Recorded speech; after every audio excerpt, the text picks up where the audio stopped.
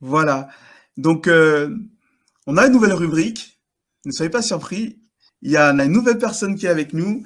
Donc, la rubrique Mon histoire, en fait, euh, c'est la possibilité aussi d'avoir un témoignage pour venir vraiment quelque chose de concret, de vécu, pour venir, comment dire ça,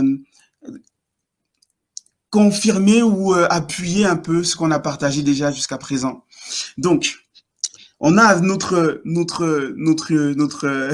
celle qui va partager son histoire aujourd'hui avec nous, euh, Ruth. Alors, comme vous pouvez le voir, hein, Ruth. Alors, Ruth, Hello.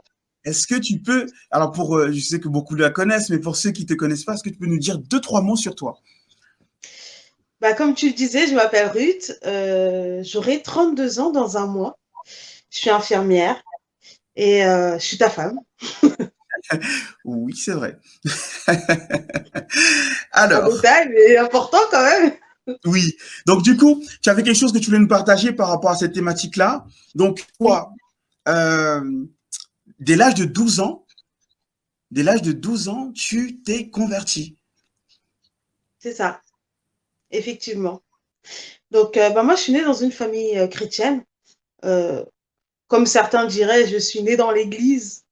Et effectivement, hein, comme tu le disais, à l'âge de 12 ans, lors d'un camp de jeunes, hein, d'enfants, j'ai donné ma vie à Dieu. Donc, on demandait est-ce qu'on voulait accepter Jésus comme sauveur et maître.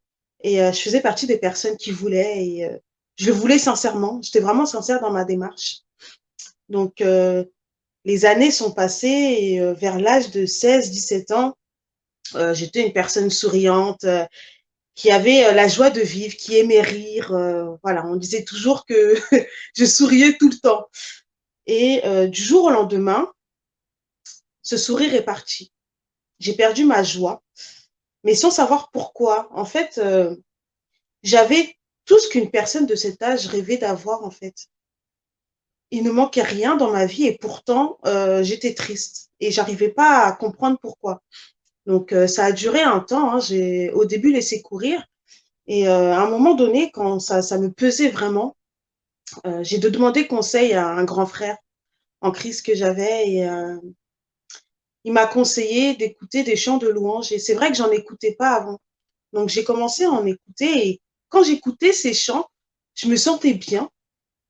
Mais une fois terminé, ben, ma situation revenait, je me sentais triste, je savais pas pourquoi. Et à un moment donné, quand ça me pesait trop, quand j'en avais marre, j'écoutais encore des louanges pour la énième fois, notamment un chant qui s'appelle Je te donne tout de Luc Dumont. Et en écoutant ce chant, j'ai commencé à pleurer. J'ai commencé à pleurer et j'ai commencé à prier Dieu de me sortir de cette situation. Je ne savais pas comment. Franchement, je pensais à mille choses. Je ne savais pas comment, mais je voulais juste qu'il me débarrasse de cette tristesse parce que c'était pas moi, en fait.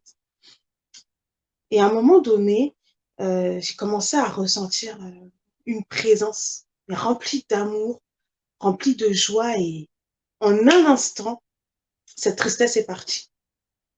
Vraiment, cette tristesse est partie et j'avais qu'une envie, c'était de rire, de sourire. Et j'ai commencé à louer Dieu, à lui dire merci. Et en fait, je me suis rendu compte que je pensais tout avoir, mais ce qui me manquait, c'était Dieu.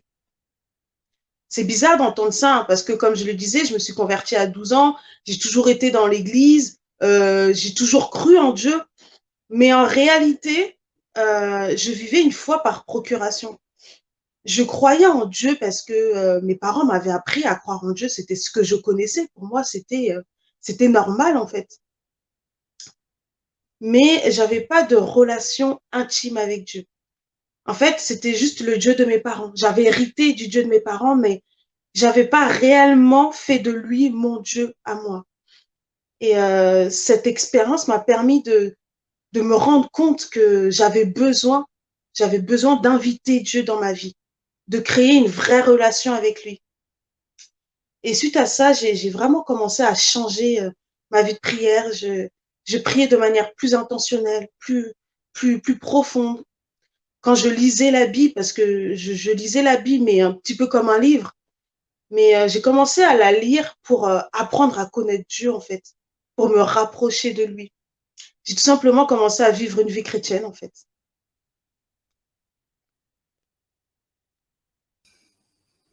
Ah, amen, amen. Et c'est très intéressant ton témoignage. Alors, je vous invite, hein, bien sûr, vous pouvez toujours réagir à ce qu'elle a partagé. Hein. Vous pouvez réagir à ce témoignage si vous avez pas compris des choses, si vous trouvez que voilà, n'hésitez pas à réagir.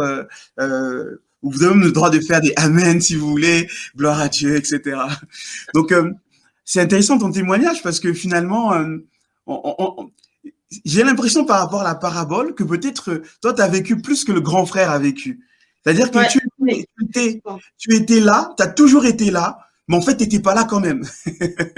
C'est-à-dire que tu étais là, tu étais à l'église, tu vivais l'église avec joie, tu aimais Dieu, tu savais que Dieu t'aimait, etc. Et c'est fou de se dire qu'on peut en fait, quelque part, on peut être à l'église, on peut aimer Dieu, on sait que Dieu nous aime, on prie parce qu'on nous a appris à prier, on a l'habitude de prier, mais sans que il y ait une intention, comme tu disais, une profondeur, comme tu disais. Mm. Ouais, c'est Ouais. vrai.